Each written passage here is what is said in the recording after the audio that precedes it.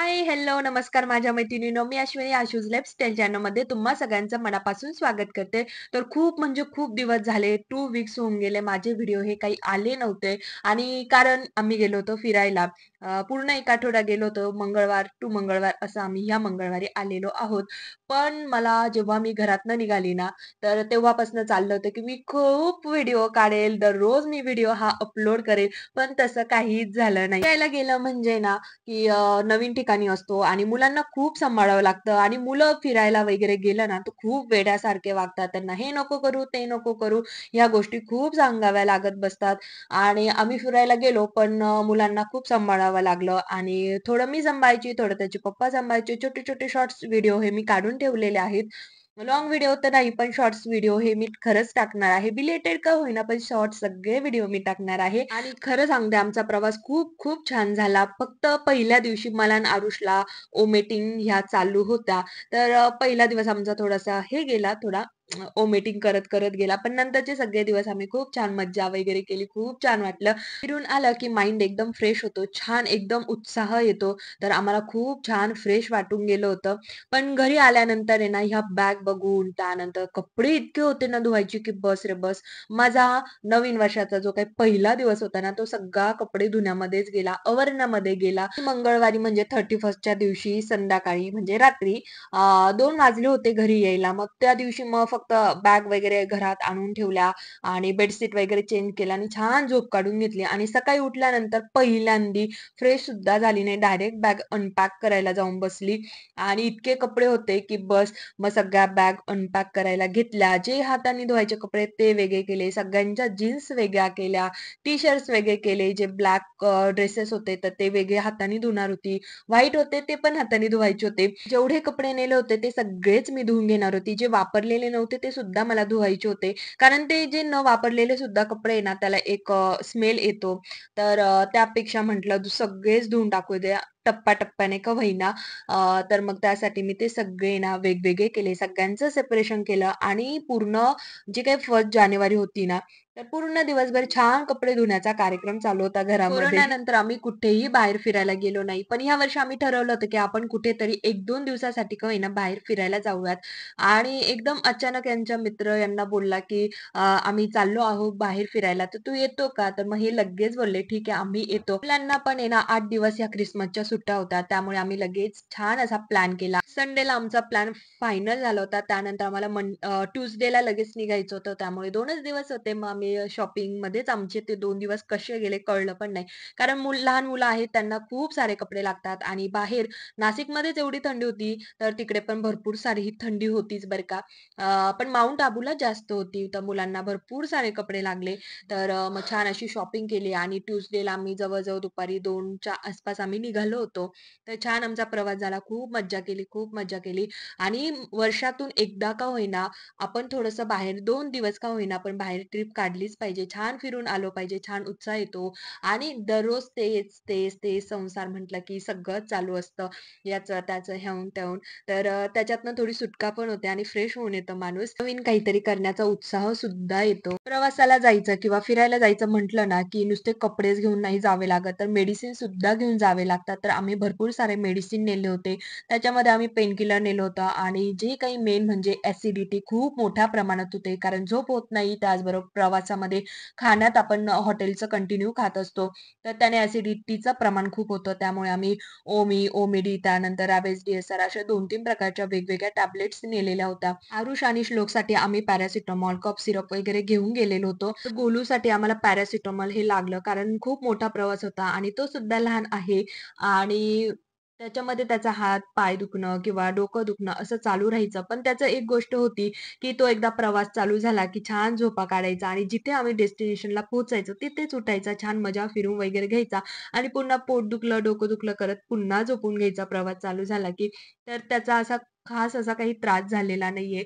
आणि सगळ्याच लहान मुलांचं असंच असतं. थोडंसं बाहेर त्यांना घेऊन गेलं आणि थोडी हवा लागली, की लगेच झोपून जातात ते. तर गोलूचं पण तसंच होतं. पण आरुषला आहे ना थोडासा कफ वाढलेला आहे. तर सध्या त्याला स्कूलला पण नाही पाठवलं आणि त्याची एक्झाम पण आता 6 तारखेपासून चालू पण होते. तर 2-3 दिवसासाठी त्याला सांगितलं, "आराम कर आणि अभ्याससुद्धा कर." तर तो घरीच आहे. तर कफ सिरप मात्र माझ्या आरुषला खूप लागलं. 2-3 वेळा आम्ही बाहेरनं घेतलं. पण प्रवासाला निघताना हे कफ सिरप, मेडिसिन हे घेऊनच गेले पाहिजे. कधी लागेल सांगता येणार नाही. नाही लागले तरी चालेल, पण घेऊन जावे. मशीन त्याचं त्याचं काम करत होता कपडे धुण्याचा आणि मी पण मग जोपर्यंत मशीन चालू आहे तोपर्यंत दुसरी सुद्धा कामं करून घेत होती. कपड्यांचं सेपरेशन मुळे मला एक अंदाज आला होता, की कोणते कपडे आपल्या हाताने वगैरे धुवायचे, कसं करायचं वगैरे ती एक आयडिया येऊन गेली होती. त्यामुळे मग एक-एक मशीन चालू होतं. मग एकीकडे लगेच झाडून घ्यायला घेतलं. आणि जे काही कपडे होते ना, जेव्हा आम्ही निघालो, तर ते कपडे मग म्हटलं घड्या करून वगैरे ठेवूया, तर ते पहिल्यांदा काढून घेतले. थोडीशी जागा घरामध्ये मोकळी करायला घेतली, कारण बाहेर चाललं की सगळ्या वस्तू ह्या घरात घ्याव्या लागतात. कारण आजकाल कधीही पाऊस पडतो.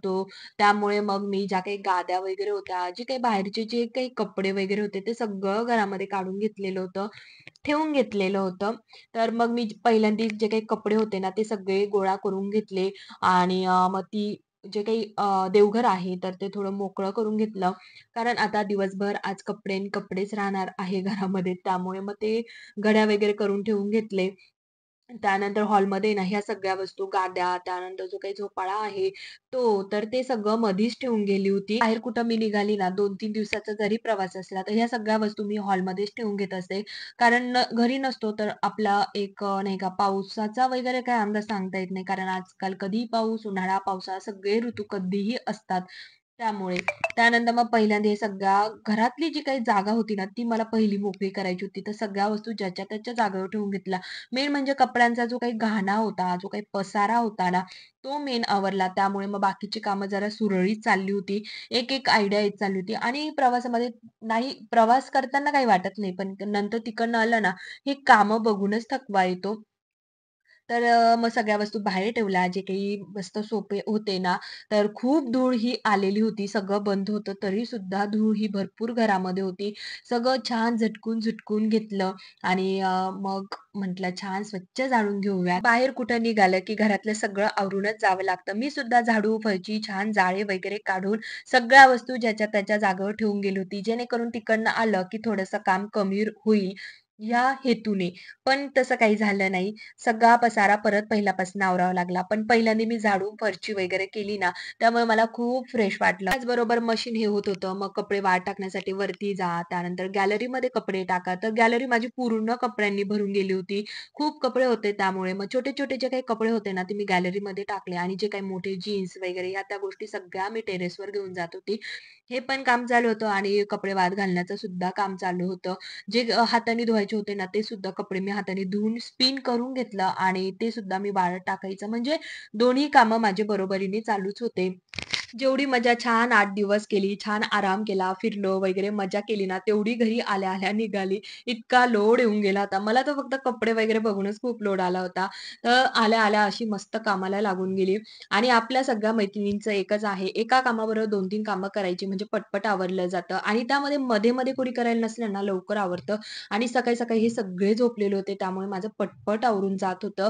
मध्ये-मध्ये फक्त श्लोक उठला होता, पण तो त्याचा खेळत बसला होता. त्यामुळे मग पटपट आवरलं आणि परत माझं म्हणजे बुधवारी माझं असं ठरलं, की बुधवारी माझं आवरूनच जायला पाहिजे होतं. निदान कपडे तरी कारण गुरुवारी माझं होतं महालक्ष्मी मातेचा जे काही व्रत आहे मार्गशीर्षचं, तर त्याचं उद्यापन. मागचा गुरुवार माझा फिरायला गेल्यामुळे माझं उद्यापन काही झालं नाही. तर मग आता ह्या गुरुवारी उद्यापन करून घेणार आहे आणि गुरुवार उद्यापन किंवा असं पूजा वगैरे असली ना, तो दिवस पूर्ण त्या पूजेमध्ये आणि म्हणजे त्याच गोष्टीमध्ये निघून जातो. त्यामुळे म्हटलं पूजेचं सामान आणावं लागेल उद्यापनाचं वगैरे, कारण ते पण आणलेलं नव्हतं आणि म्हणजे गुरुवार माझा पूर्ण त्याच्यामध्ये जाईल. त्यामुळे मग एक टार्गेट होतं, की नाही बुधवारी आपले सगळे कपडे हे झालेच पाहिजे. बाकीचं काही राहिलं तर ठीक आहे, पण कपड्यांचा तरी पसारा हा कमीच झाला पाहिजे. आणि सकाळी आमचा नाश्ता छान झालेला होता. मग नंतर स्वयंपाक करायचा होता. तर त्याच्या आधी म्हटलं किचन छान क्लीन करून घेऊयात, पाणीसुद्धा फ्रेश भरून घेऊयात.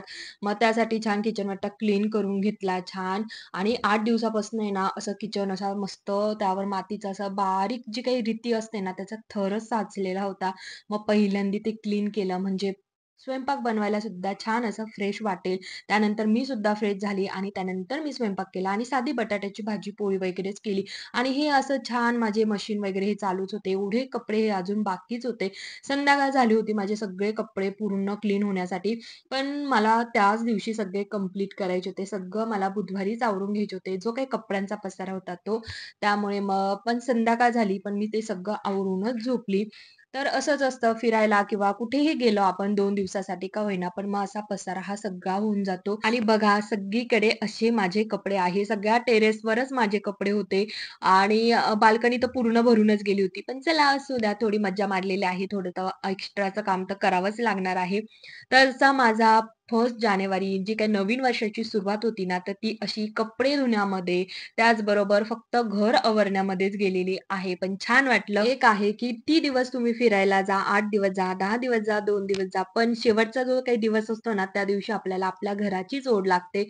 आम्हाला असं झालं होतं कधी घर येईल आणि कधी आम्ही घरी पोहोचू. पण असो नवीन वर्षाची जी काही सुरुवात होती ना, ती माझी माझ्या घरापासून झाली. चला असा माझा आजचा हा छोटासा व्हिडिओ होता. व्हिडिओ आवडला असेल तर नक्की लाईक करा, शेअर करा, सबस्क्राईब, कमेंट्स करा आणि पुन्हा भेटूया नवीन व्हिडिओसोबत. तोपर्यंत bye bye. Happy new year.